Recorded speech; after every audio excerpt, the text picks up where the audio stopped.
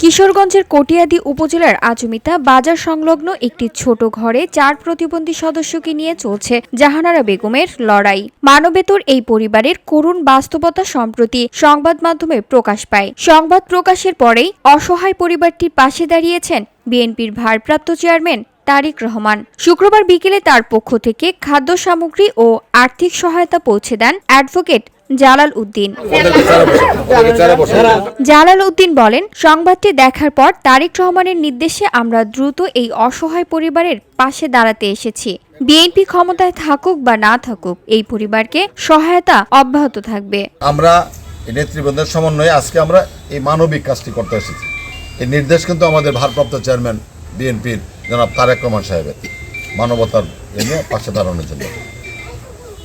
আজকে আমরা সামান্য কিছু উপহার দিব, আমাদের সাধ্যের মধ্যে যেটুকু আছে, কিছু আর্থিক সহায়তা, কিছু খাদ্য সামগ্রী। পরবর্তী সময় এটুকু বলতে চাই, আমি এমপি হই বা না হই, আমার দল ক্ষমতায় যাক বা না যাক, এই পরিবারের পাশে আমরা থাকবো, এটা আমাদের কমিটমেন্ট। আর ইনশাল্লাহ বাংলাদেশের যে পরিস্থিতি, এতে আমাদের দল ক্ষমতায় যাবে, এটা আমার দৃঢ় বিশ্বাস।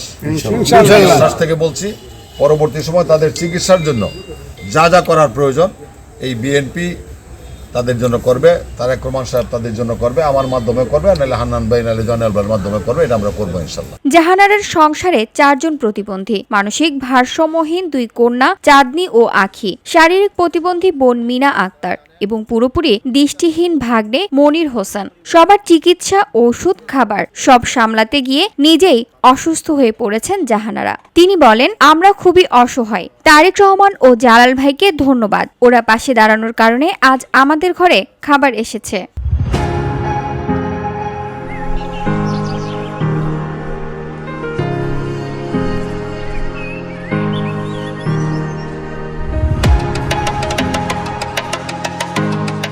পরিবারটির প্রয়োজন একটি হুইল চেয়ার, মিনা আক্তারের অস্ত্রোপচার, মনিরের কর্নিয়া প্রতিস্থাপন এবং 2 কন্যার নিয়মিত মানসিক চিকিৎসা। দীর্ঘদিন অবহেলায় থাকা এই পরিবারের গল্পে মানবতার হাত বাড়িয়ে দিয়েছে বিএনপি। সহায়তার এই উদ্যোগ শুধু সামরিক নয়, পরিবারটির চিকিৎসা ও ভবিষ্যৎ নিরাপত্তার পূর্ণ সহযোগিতার আশ্বাস দিয়েছেন বিএনপি। 5 জনই প্রতিবন্ধী, যাদের 1 টাকা ইনকামের। VOD Bangla news desk.